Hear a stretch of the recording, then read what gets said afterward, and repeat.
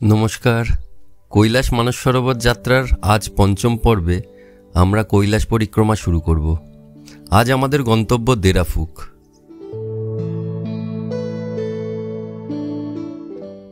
দার্চেন থেকে বাসে আমরা জমদুয়ারে এসে পৌঁছলাম। এখান থেকে আমাদের পায়ে হাঁটা শুরু হবে। আমাদের ট্রাভেল এজেন্টের গাফিলতিতে পৌঁছতে একটু দেরি হয়ে গেল।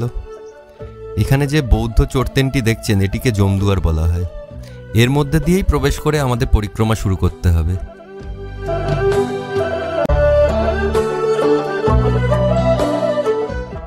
মহাদিদেবকে ষষ্ঠাঙ্গে প্রণাম জানিয়ে আমরা আমাদের যাত্রা শুরু করলাম।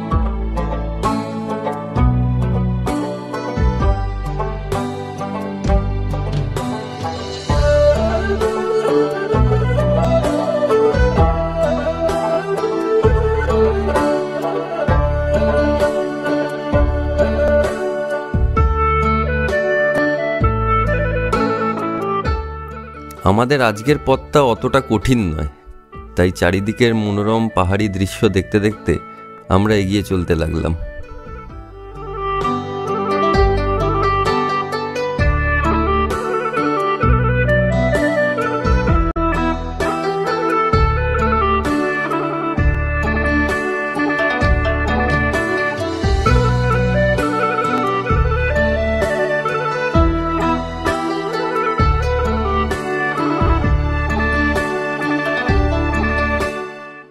জমদুয়ার থেকে যাত্রা শুরু করার পর আজ সারা পথে আমরা কোনো সময়ই কৈলাস পর্বতকে দেখতে পাইনি।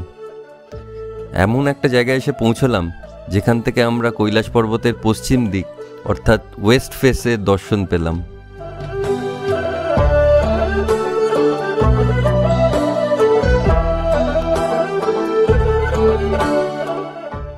জায়গাটা এত ভালো লেগে গেল, তাই আমরা ঠিক করলাম এখানে কিছুক্ষণ বিশ্রাম নেব। আমাদের শেরপা পেম্বা পথের ক্লান্তি দূর করার জন্য আমাকে একটি প্রাকৃতিক উপায়ে বাতলে দিল। একটি পাথরের ওপরে কসরত করিয়ে নেওয়ার পর সত্যিই দেখলাম আমার ক্লান্তি অনেকটা দূর হয়ে গেল।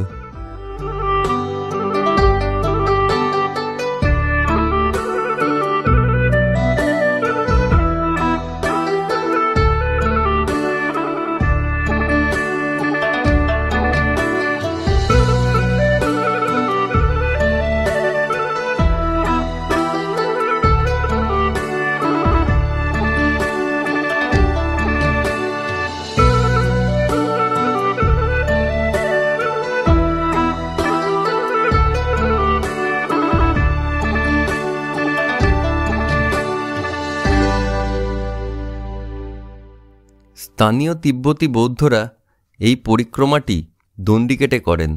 এটি করতে তাদের প্রায় 25 থেকে 27 দিন লেগে যায়।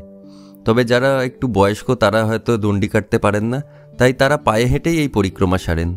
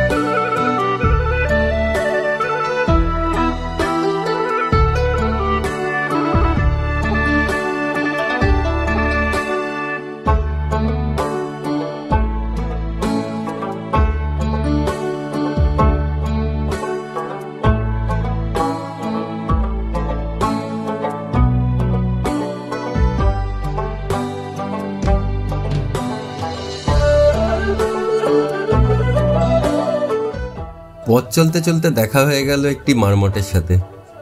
ও হয়তো আমার সাথে বন্ধুত্ব করতে চাইছিল, কিন্তু গন্তব্যে পৌঁছানোর তাড়ায় সেটা আর আমার পক্ষে হলো না।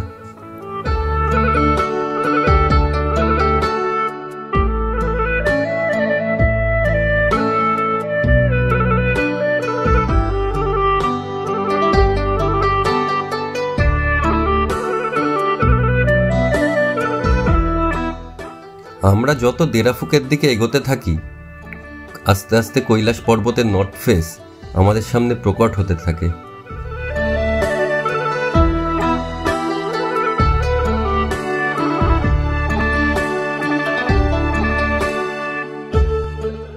দিনের আলো থাকতে থাকতেই আমরা দেরাফুকে পৌঁছে যাই। দেরাফুক পৌঁছে আমরা সারাক্ষণ কৈলাস পর্বতের সৌন্দর্য উপভোগ করতে থাকি। এ এমন এক সৌন্দর্য যা ছবি বা ভিডিওতে দেখিয়ে বোঝানো যাবে না। আমরা সেই সৌন্দর্য উপভোগ করি এবং মহাদেবকে সশ্রদ্ধ প্রণাম জানাই।